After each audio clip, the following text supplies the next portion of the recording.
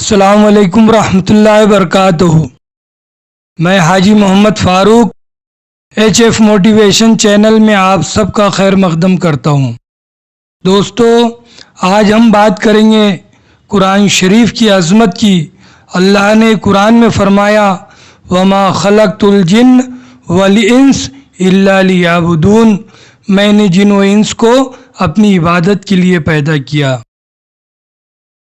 اللہ تعالیٰ نے آدم سے لے کر نبی صلی اللہ علیہ وسلم تک کم و بیش 1,24,000 پیغمبر کو دنیا میں بھیجا۔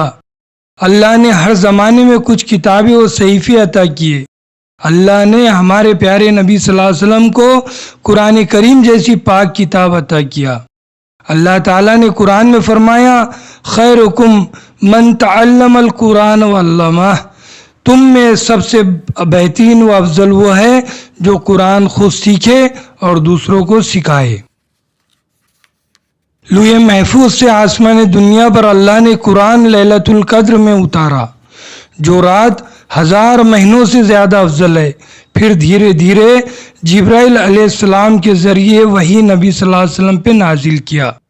دوستو، قرآن کے ایک ایک لفظ کے پڑھنے پر 10 نیکی ہے۔ قرآن کریم کو پڑھنے، سمجھنے، دیکھنے، چھونے کا بھی ثواب اللہ نے عطا کیا۔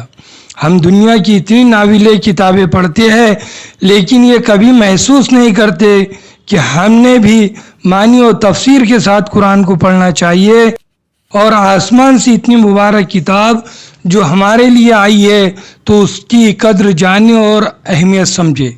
قرآن میں اللہ نے انسانوں کی زندگی کے لیے بہترین حکم فرمائے، جنت و جہنم کا ذکر فرمایا، نیک لوگوں کی کامیابی اور گنہگار لوگوں کو عذاب سے بھی ڈرایا۔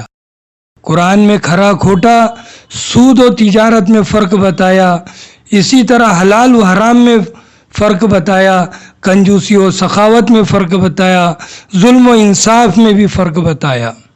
ہمیں چاہیے قرآن کریم کی دل سے قدر کرے۔ انسان کی امیدیں طویل ہے، عمر قلیل ہے، عمل بڑا ذلیل ہے۔ ہمیں چاہیے کہ مختصر زندگی کی اہمیت کو سمجھے اور زیادہ سے زیادہ نیک کام کرنے کی کوشش کرے۔ اللہ تعالی ہم سب کو نیک عمل کی توفیق دے۔ اللہ ہمیں نبی کے بتائے ہوئے طریقوں پر بھی عمل کی توفیق عطا فرمائے۔ آمین ثم آمین۔ وما علینا الا البلاغ۔